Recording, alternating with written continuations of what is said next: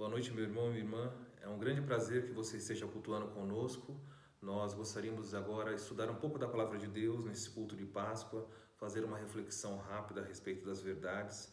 Já cantamos músicas belíssimas, já oramos e agora vamos nos alimentar da Palavra. Então eu peço que você pegue nas suas mãos aí a sua Bíblia para que você possa acompanhar o texto dessa noite e assim receber todo o alimento necessário. Nós vamos projetar o texto também, mas eu peço para você que você possa riscar, anotar na sua Bíblia de maneira que você guarde aquilo que você tem aprendido. Vamos então aprender um pouco mais nessa noite a respeito da Páscoa cristã. Quando nós falamos de Páscoa, o sentido da Páscoa cristã é a morte de Cristo, é o sacrifício de Cristo, e é sobre isso que nós falamos. Mas como hoje não vai ser uma mensagem expositiva no sentido de estarmos apenas um texto, vai ser uma mensagem tópica, vai ser expositiva, mas não vai ficar só num texto como nós fazemos. Vamos hoje falar a respeito da Páscoa e as suas declarações. O que significa isso? Toda Páscoa nós fazemos algumas declarações, as pessoas fazem de modo geral. E eu queria falar para você, gostaria de refletir a respeito de declarações da Páscoa e quais são as consequências dessas declarações para aqueles que assim fazem. Vamos pensar juntos a respeito um pouquinho mais da Palavra de Deus. Verdade central então dessa noite vai ser projetada aí. A Páscoa é um tempo de se fazer declarações sobre Jesus e aceitar as suas consequências. Vou repetir, a Páscoa é um tempo de fazer declarações sobre Jesus e aceitar as suas consequências. Eu e você, mundo afora, todo mundo tem uma declaração a fazer nessa Páscoa. Você deve ter ouvido Feliz Páscoa, mas o que isso na verdade quer dizer? Qual é o sentido real da Páscoa? A Páscoa cristã visa responder isso. Quem é Jesus nessa Páscoa para você? O que você diz sobre ele? E dependendo do que você diz, existem consequências que você deve assumir a respeito disso. O próprio Jesus fez declarações contundentes sobre ele ao longo do seu ministério de 3 anos aqui na Terra. As declarações dele foram contundentes. É impossível pensar no ministério dele e não lembrar de declarações como: eu sou a luz do mundo, eu sou o pão do céu, eu sou a água da vida, eu sou a ressurreição, eu sou a vida. Declarações como: eu sou a verdade, eu sou o caminho, eu sou a porta, eu sou o bom pastor, ou mesmo eu sou um com meu Pai. Todas essas declarações são declarações contundentes que não deixam dúvida de que Jesus é Deus e de que Jesus é a única maneira, é o único caminho para que o homem possa se reconciliar com Deus. A despeito das declarações claras que o Senhor Jesus fez, o mundo tem se portado de maneira inadequada, o mundo tem se mostrado de maneira confusa. Estamos vivendo uma época de Páscoa e certamente muitas pessoas hoje lidaram com a Páscoa do coelhinho da Páscoa, ou o que nós chamamos de Páscoa comercial. Mas uma boa maneira de você lembrar disso, um amigo meu certa vez disse que na casa onde se fala muito do coelhinho é porque tem se falado pouco do cordeirinho. Eu espero que na sua casa, ao longo desse feriado de Páscoa, você possa ter falado sobre o cordeiro. Nada de errado de comer chocolate. Mas se é Páscoa para você, apenas isso, você não desfrutou do sentido da Páscoa. Jesus morreu na sexta-feira e Jesus ressuscitou no domingo. E hoje é um culto em que nós vamos refletir um pouco sobre isso. Ele fez declarações. As declarações que ele fez certamente trouxeram consequências e vão continuar trazendo na vida daquelas pessoas que acolhem e também na vida daqueles que rejeitam essas declarações. Mas também nós precisamos entender que além de fazer declarações sobre si mesmo, Jesus também fez declarações sobre as pessoas. Abra sua Bíblia em Lucas capítulo 13, versículo 1 a 5. E eu gostaria de mostrar para você algumas declarações que Jesus fez ao longo do seu ministério que fazem todo sentido na Páscoa cristã. Lucas 13, versículo 1 a 5 diz assim: por essa época, Jesus foi informado de que Pilatos havia assassinado algumas pessoas da Galileia enquanto ofereciam sacrifícios. E Jesus disse o seguinte: vocês pensam que esses galileus eram mais pecadores que todos os outros da Galileia? Perguntou Jesus. Foi por isso que sofreram? De maneira alguma. Mas se não se arrependerem, vocês também morrerão. E quanto aos 18 que morreram quando a torre de Siloé caiu sobre eles, eram mais pecadores que os demais de Jerusalém? Não. E eu volto a lhes dizer, a menos que se arrependam, de todos vocês também morrerão. O Senhor Jesus deixou muito claro e destruiu um conceito muito comum dos nossos dias. Quando nós vemos coisas ruins acontecendo com pessoas, a tendência natural do ser humano é olhar e falar, essas pessoas eram pessoas terríveis. Às vezes coisas ruins acontecem com pessoas ruins, mas é bem verdade que também coisas ruins acontecem com pessoas boas. De modo que quando nós olhamos para a vida de alguém, nós não podemos medir a espiritualidade de uma pessoa com base apenas se essa pessoa desfruta de saúde, é próspera, ou se ela é alguém que não tem saúde e é pobre. Não se avalia a vida de alguém a partir desse prisma. E Jesus deixou claro, vocês acham que aquelas pessoas que foram mortas por Pilatos eram pessoas mais perversas que as outras? Ou vocês acham que aquelas pessoas que morreram num acidente que houve numa torre que estava sendo construída perto de Siloé, vocês acham que essas pessoas eram mais perversas que as demais e por isso Deus estava castigando aquelas pessoas? Pensamento comum dos nossos dias. Mas Jesus então corrige o pensamento dizendo, olha, não, aquelas pessoas que sofreram a tragédia na mão de Pilatos ou que morreram na torre de Siloé, elas não são piores que as demais. Elas são iguais. E Jesus diz para os seus próprios discípulos e para os seus ouvintes, eu vos digo também que se vocês não se arrependerem, vocês também morrerão.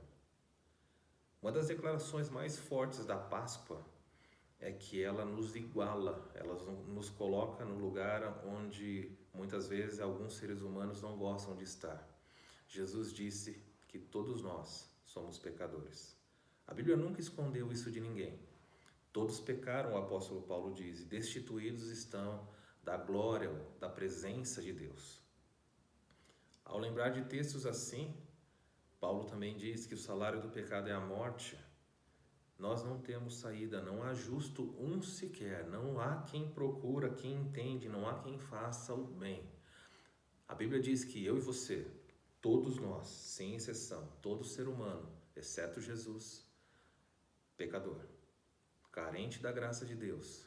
E por isso Jesus diz, não olhe para as pessoas medindo a vida delas, se elas são mais santas ou menos santas a partir das circunstâncias que acontecem e que rodeiam a vida dessa pessoa.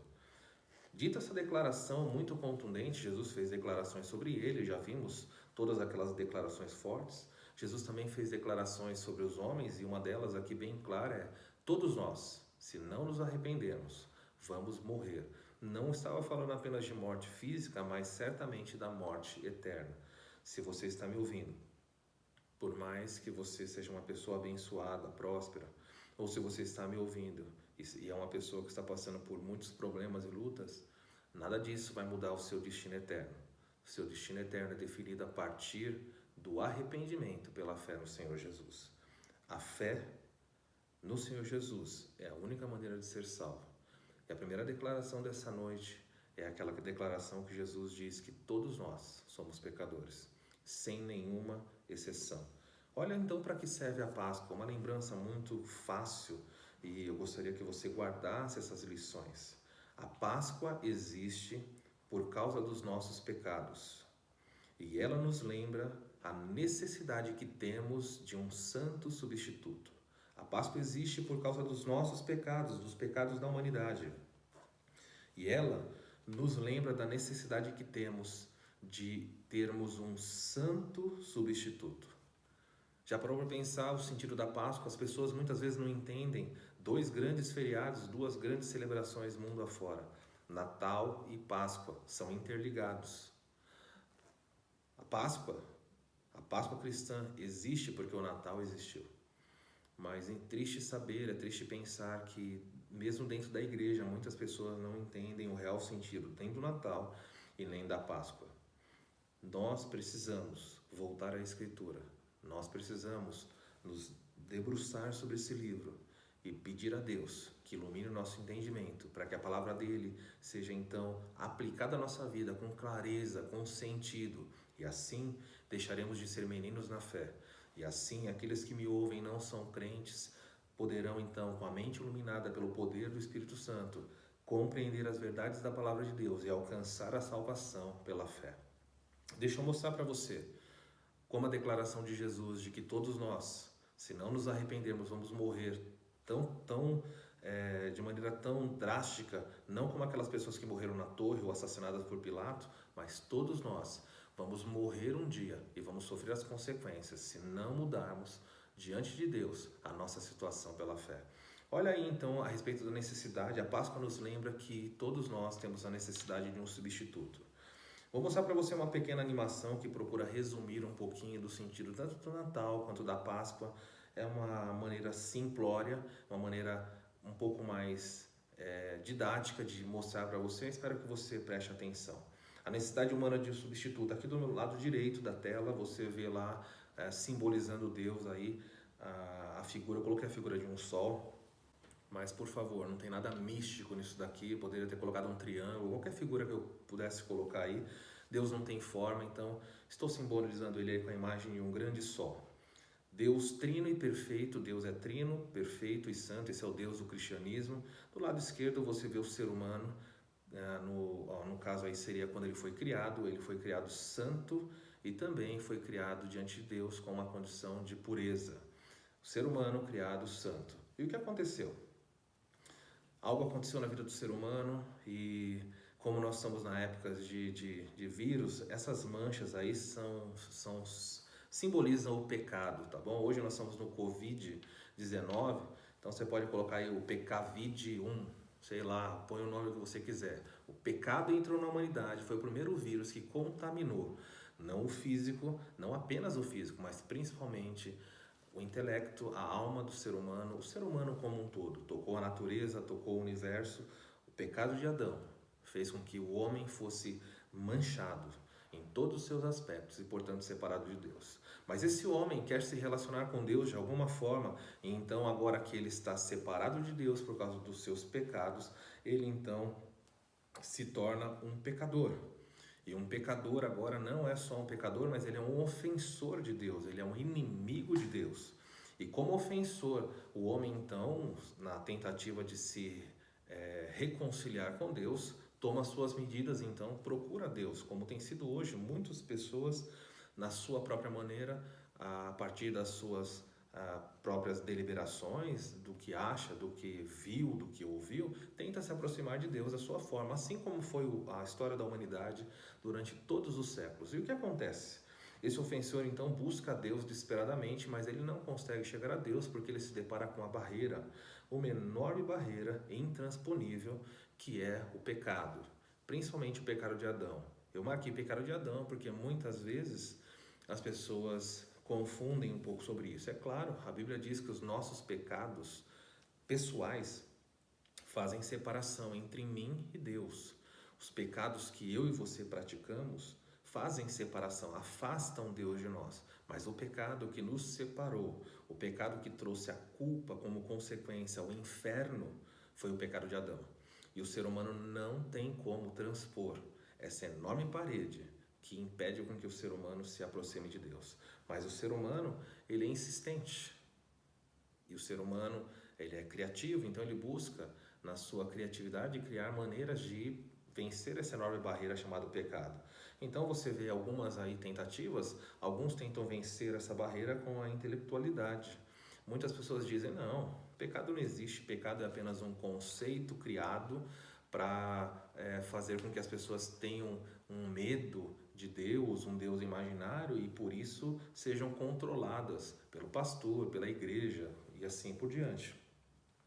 Mas veja, a intelectualidade é uma das maneiras que as pessoas construíram para tentar de alguma forma vencer a barreira do pecado, ignorando, apagando ou até suplantando ela, mas não funciona. Outra maneira, aí vai fazer uma escadinha, você tem a espiritualidade.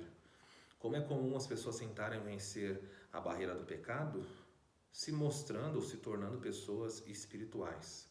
E aí você tem pessoas que se julgam superiores, então elas vão para uma certa religião, um certo grupo, uma facção, uma seita, seja o que for, e começam então através de práticas, sejam lá práticas de magia, sejam cristais, sejam qualquer tipo de coisa aí, invenção humana, criam uma maneira religiosa, uma forma religiosa de falar, eu vou me aproximar de Deus fazendo isso. E nessa religiosidade eles colocam, na espiritualidade, a espiritualidade vazia, eles então começam a acreditar que são superiores aos demais, eles vão lá fazer meditação, eles vão lá fazer práticas orientais, eles inventam uma série de coisas e falam, nossa, como essa pessoa é espirituosa, como essa pessoa está em paz com Deus. E aí você vê monges indo a monastérios, você vê pessoas de diferentes religiões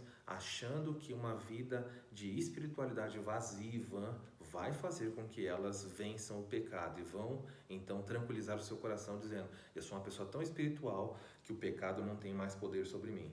Outra forma de vencer aí, tentar suplantar a barreira do pecado, é o que nós chamamos de religiosidade. E isso é muito comum, principalmente no contexto brasileiro onde nós vivemos.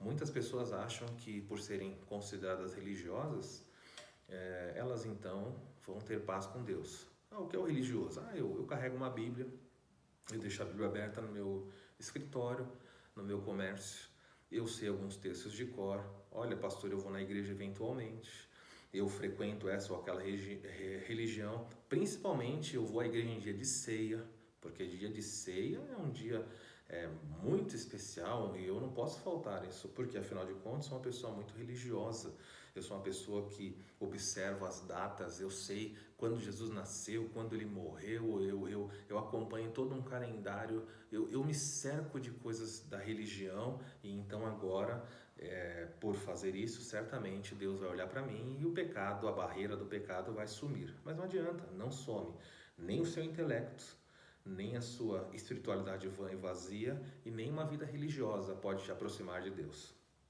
Também, muitas pessoas tentam se aproximar de Deus com a moralidade. É claro que Deus espera que eu e você, que já conhecemos o Senhor Jesus, tenhamos uma moralidade elevada.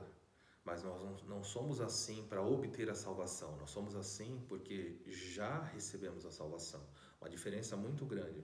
Muitas pessoas acham que por terem uma ética elevada, por ter um padrão elevado de ética, certamente Deus vai derrubar essa parede do pecado e vai acolhê-los. É muito comum você ver pessoas falando assim, eu sou uma pessoa tão boa, eu sou uma pessoa que não minto, não roubo, não mato, sou uma pessoa, nossa, de uma moralidade invejável. E às vezes é bem verdade que mesmo fora da igreja, e falo isso para a vergonha dos evangélicos, muitas pessoas fora da igreja têm uma moralidade muito acima do povo de Deus. E falo isso com vergonha porque nos nossos dias, no meio brasileiro, meio evangélico, ele tem sido marcado por escândalos, por vergonha, e muitas pessoas que caem nesses escândalos nem sequer têm vergonha de reconhecer o erro, pedir perdão. E muitos seguidores continuam seguindo esses pastores, continuam seguindo essas pessoas. Não estou dizendo que é impossível alguém cair e receber o perdão de Deus, mas estou dizendo que existem pessoas que acham que diante de Deus uma vida de moralidade é suficiente, uma ética elevada é suficiente para transpor a barreira do pecado. Outra maneira como as pessoas tentam suplantar o pecado, atravessar essa parede e se aproximar de Deus é a caridade. Vamos dar a cesta básica, vamos sair de noite para alimentar os mendigos, vamos fazer isso, aquilo, vamos ajudar esse orfanato, vamos ajudar aquela entidade. E isso é correto, ajudar as pessoas? É claro que é correto, nada de errado em fazer isso. O grande erro está em se fazer isso para obter o perdão. O grande erro, a grande tolice do ser humano está em fazer caridade, achando que Deus então do céu vai se emocionar e vai falar, nossa, que pessoa. E essa pessoa tem que ter acesso ao céu. É por isso que não adianta. Não adianta em nada a caridade para a salvação. Caridade, boas obras, coisas que ajudem o próximo, elas são louváveis quando elas são resultado de uma vida de quem já obteve a salvação. Como meio para a salvação, elas são totalmente vazias. E aliás, não só são vazias, como são uma afronta a Deus, porque coloca sobre o homem o poder, a força de conseguir a salvação.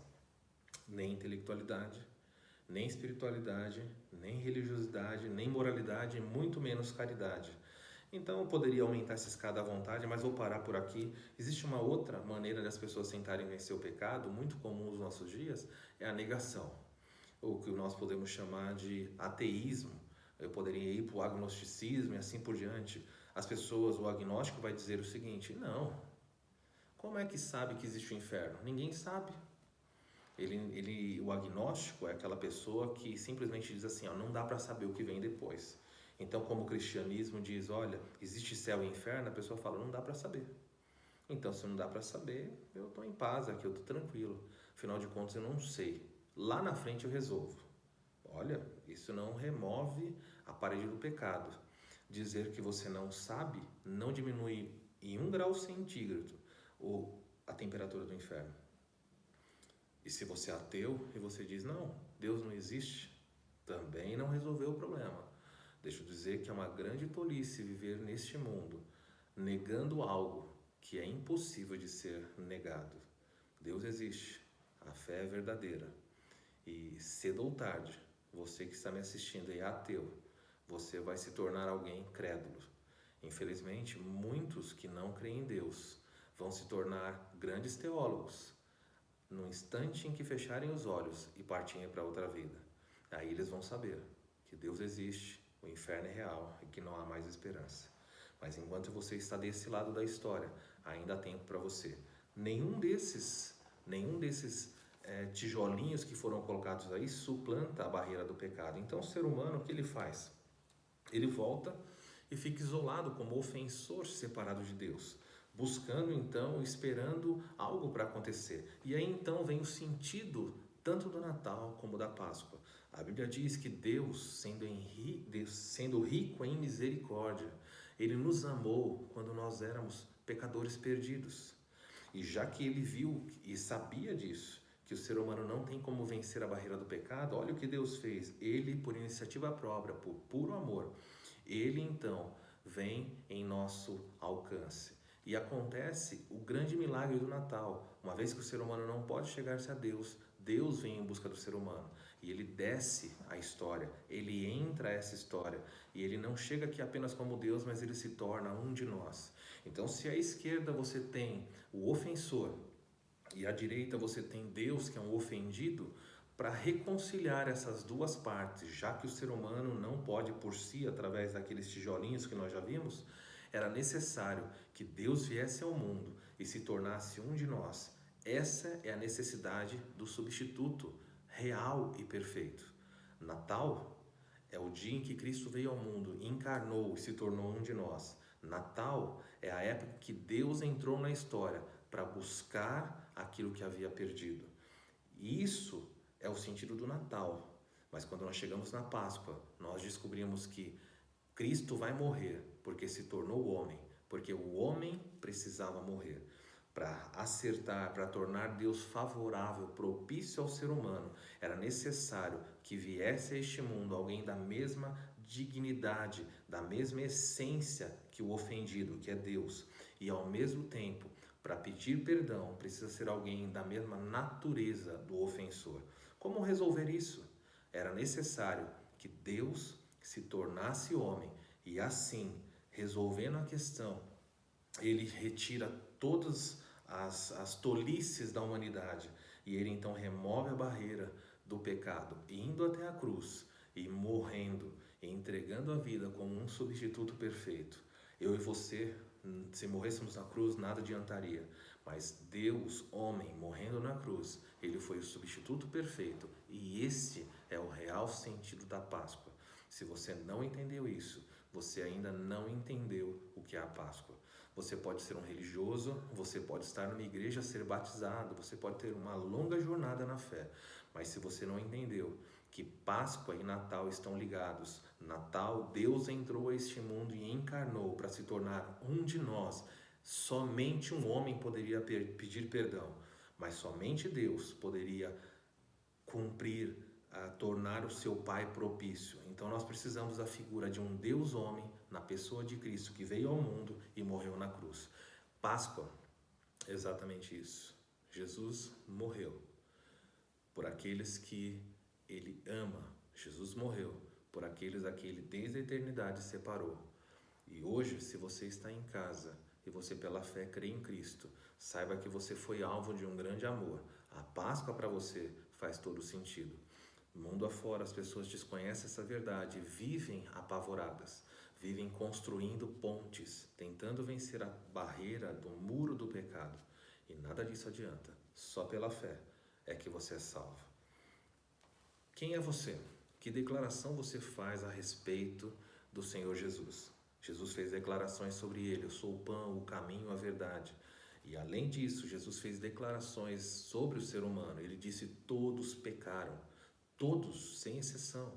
Nós não somos diferentes, todos pecadores. Eu mostrei para você por meio desse desenho a necessidade de um substituto para que eu e você, para que o ser humano tivesse paz com Deus. Mas o texto, as lições da Páscoa, elas também continuam. Eu quero que você abra sua Bíblia lá em João capítulo 19, versículo 1 a 6.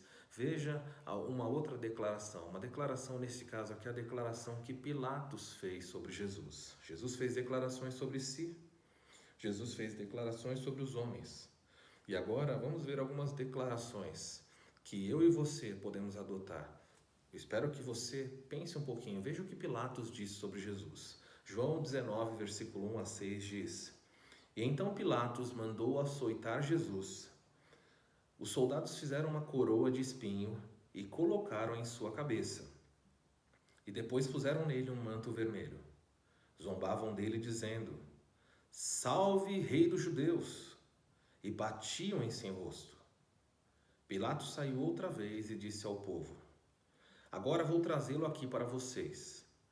Mas que fique bem claro, olha o que Pilatos vai falar, mas que fique bem claro, eu o considero inocente. E então Jesus saiu com a coroa de espinhos e o manto vermelho.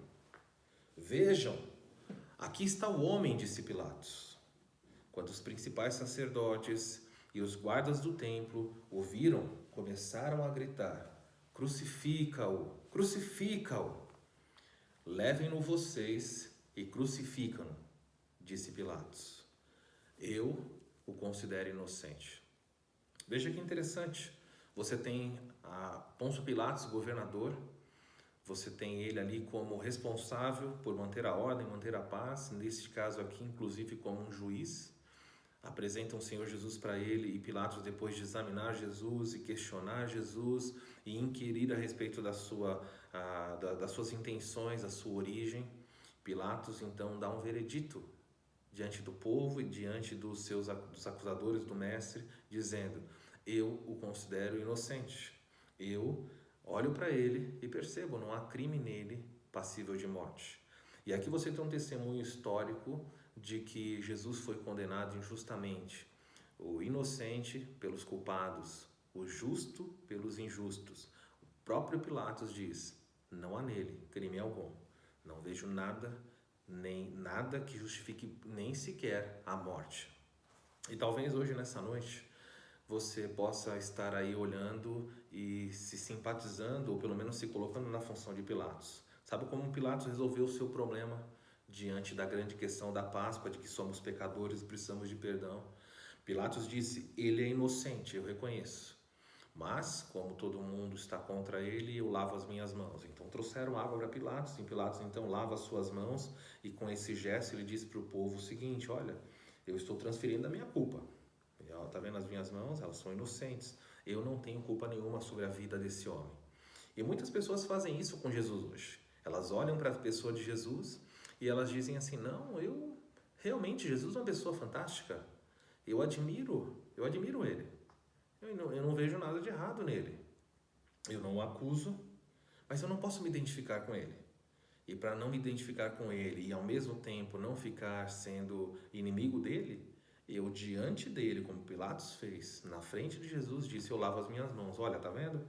E Jesus ali perto, ele disse: você está vendo, eu sei que você é inocente e o povo quer te condenar, então eu estou lavando as minhas mãos.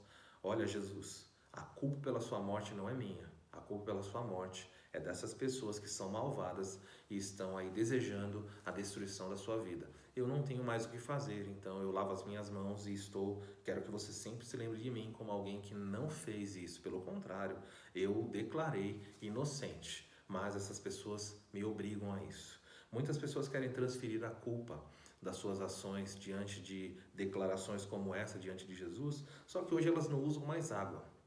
As pessoas se desculpam diante de Deus, olham para Deus e falam: Senhor, eu sou inocente de Jesus, olha, eu quero que o Senhor me considere, eu não tenho culpa. Como elas fazem isso? Elas lavam as suas mãos, não com água, mas as suas consciências com teorias, com filosofias, com magias. Elas simplesmente dizem: eu sou inocente, Deus, olha, eu não tenho nada a ver com esse problema. Olha aqui, eu tenho usado o meu intelecto buscando respostas, e com isso elas vão lavando a sua consciência, tentando tranquilizá-las diante de uma verdade que não muda.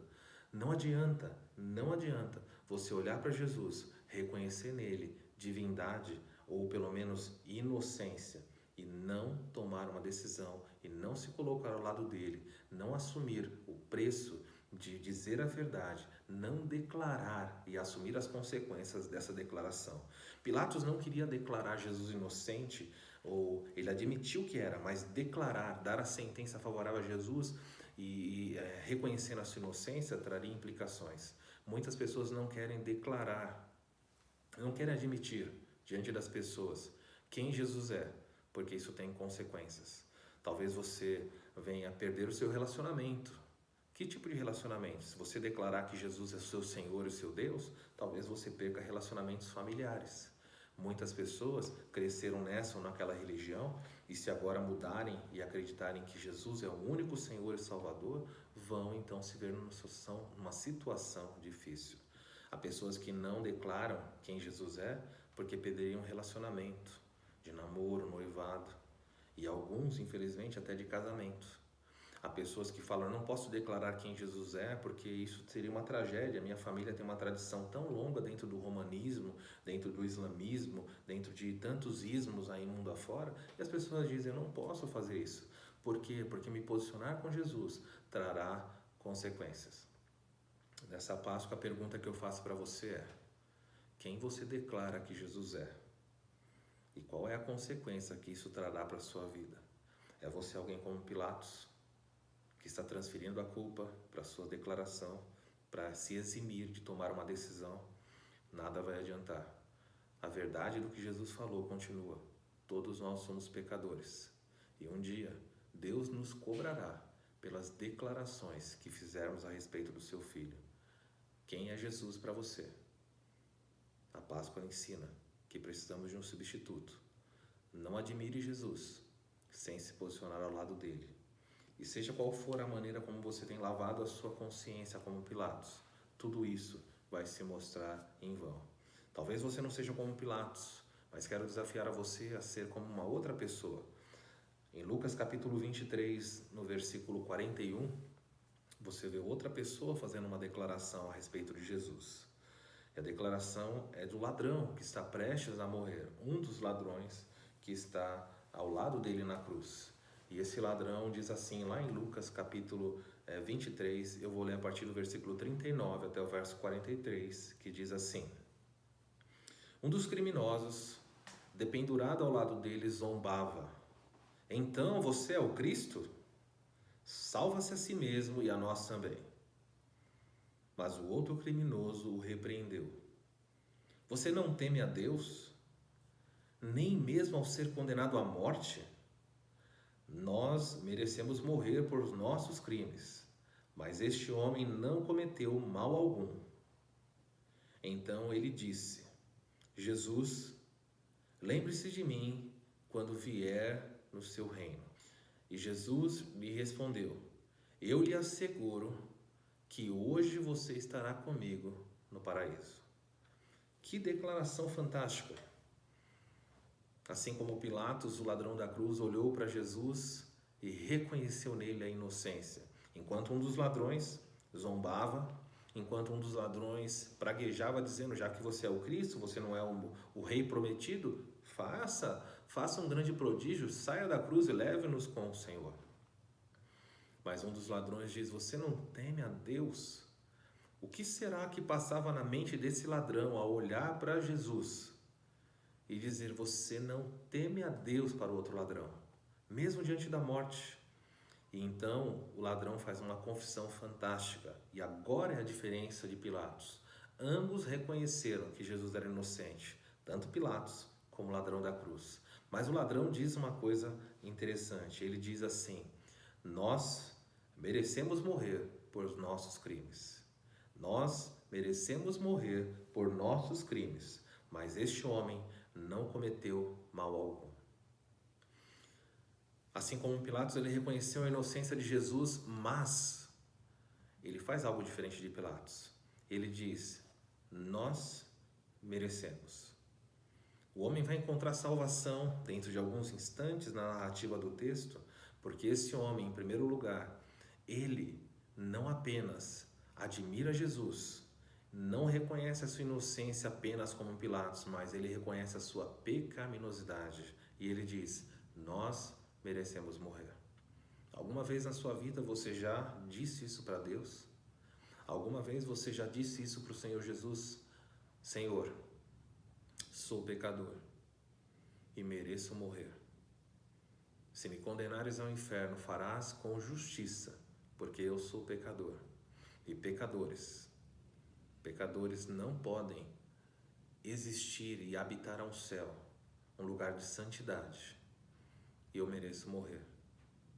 Mas eu preciso do seu perdão. Se o seu perdão for concedido, então o meu pecado será perdoado. Já fez isso alguma vez? Ou você é alguém como Pilatos, apenas que admira a inocência de Jesus, mas não se identifica com ele? Olha como o ladrão conclui: nós merecemos morrer, mas este homem não cometeu mal algum. Ele reconhece a inocência de Jesus e a sua culpabilidade. Ele disse: Jesus, lembre-se de mim quando vieres no teu reino.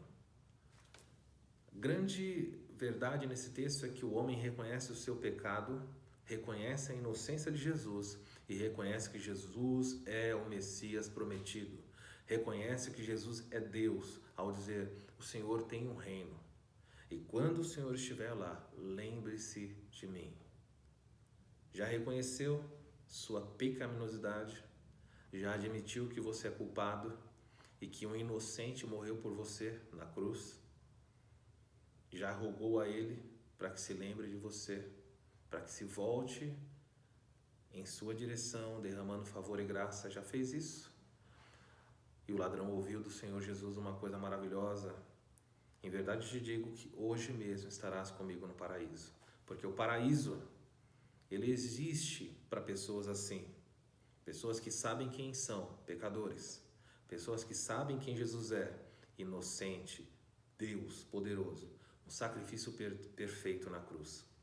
Duas pessoas, quem sabe as duas primeiras pessoas a se beneficiarem da morte de Jesus, sejam dois ladrões, mas não esses dois ao lado de Jesus. Um deles é Barrabás. Barrabás foi solto. Barrabás experimentou a liberdade para que Jesus fosse condenado. Jesus morreu no lugar de Barrabás. Jesus morreu a morte que Barrabás mereceria. A própria tradição diz, no texto bíblico fala que era costume deles libertar uma pessoa. E é óbvio que a pessoa perfeita, o candidato perfeito seria Jesus. Mas eles não soltaram Jesus, soltaram Barrabás. E Barrabás, um assassino, um inimigo de Roma, foi liberto, porque Jesus assumiu o seu lugar. Não sabemos o que aconteceu com Barrabás, poderíamos especular muitas coisas, mas é possível que você seja como Barrabás. E se Barrabás se perdeu, é possível que você seja beneficiado pela vida de Jesus, pelos ensinos de Jesus, mas não seja beneficiado pela morte dele. Barrabás encontrou liberdade momentânea, mas se não encontrou o Senhor Jesus, perdeu a eternidade, hoje está no inferno. Espero que um dia eu e você possamos descobrir o que aconteceu com Barrabás, mas não seja como ele. Não receba a liberdade de Jesus, não receba o favor dele, não receba a ajuda dele, sem receber o sacrifício dele. Seja como esse outro ladrão, reconhecendo o pecado, a divindade e clamando a ajuda dele. Por fim, como eu disse para você, a Páscoa é cheia de declarações. Jesus fez declarações sobre ele. Jesus fez declarações sobre a humanidade. Ele fala quem ele é e diz quem é a humanidade, pecadores perdidos. Vimos que Pilatos fez declarações sobre Jesus. Vimos que o ladrão da cruz fez declarações sobre Jesus. Mas por fim, eu queria convidar você para que nessa Páscoa você se unisse a uma outra pessoa que também fez uma declaração sobre Jesus.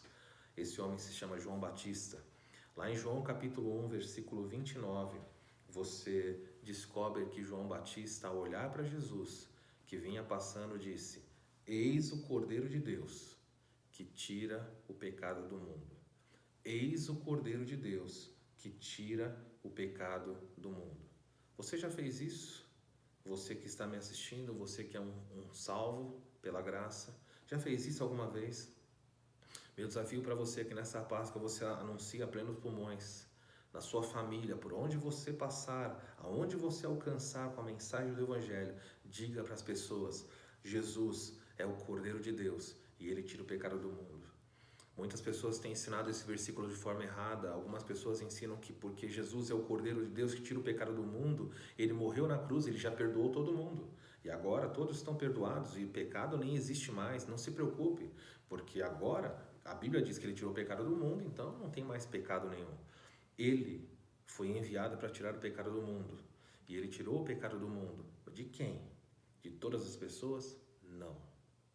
Ele morreu, retirando o pecado do mundo, daquelas pessoas que creem nele. Em João capítulo 3, versículo 36, diz assim: quem crê no Filho tem a vida eterna. Quem todavia se mantém rebelde contra o Filho não verá a vida, mas sobre ele permanece a ira de Deus. Quem é você? Você é como Pilatos ou você é como o ladrão da cruz? Mas se você já é como o ladrão da cruz e já conheceu o Salvador, viva agora como João Batista, declarando para as pessoas e assumindo as consequências disso. João foi morto e perdeu a sua cabeça. João foi um prisioneiro de Herodes e ele morreu porque ele servia o Criador, o Senhor da história. Assuma as consequências de ter a fé exclusiva em Jesus. A Páscoa existe, por fim, para aumentar a culpa de todos os que rejeitam tão grande sacrifício. Páscoa, ela existe para agravar a culpa de todas as pessoas que rejeitarem o grande sacrifício do que Jesus fez na cruz. Não dá para todas as pessoas crerem em Jesus. Nós sabemos que não é assim que acontece. Mas se Deus nessa noite tocar o seu coração, espero que Ele faça isso. Você deve entregar a vida a Jesus, para que você então experimente a vida eterna. Porque Ele vive, eu posso crer no amanhã. Sim, porque Ele vive, temor não há. Por quê?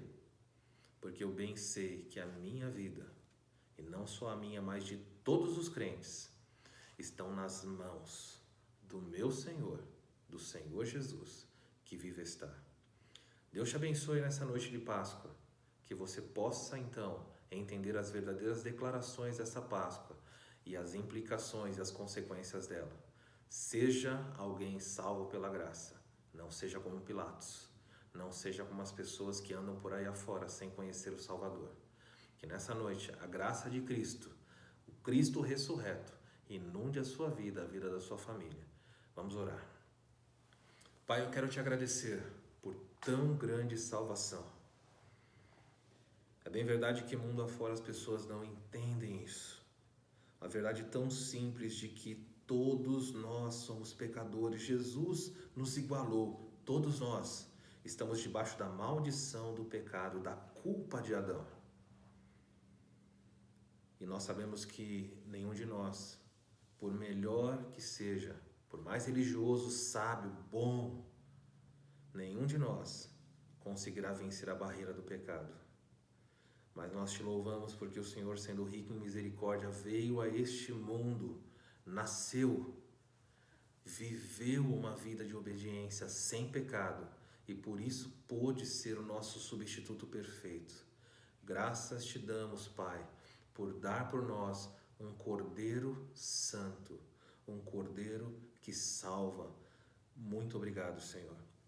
Mas se alguém nessa noite nos escuta e não sabe o que é isso, se alguém nos escuta e ainda continua vivendo a Páscoa do coelhinho da Páscoa, se alguém nos escuta e não sabe o que é o Cordeiro, olha, Senhor, olha para essa pessoa com misericórdia, para que salvação possa brotar ali.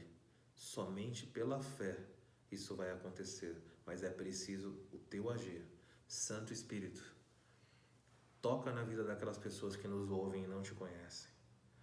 Abre o entendimento para que elas conheçam o que Cristo fez na cruz. Muito obrigado. Eu te louvo, Senhor Deus, porque Cristo vive. E nós ansiamos pelo dia em que vamos nos encontrar com Ele.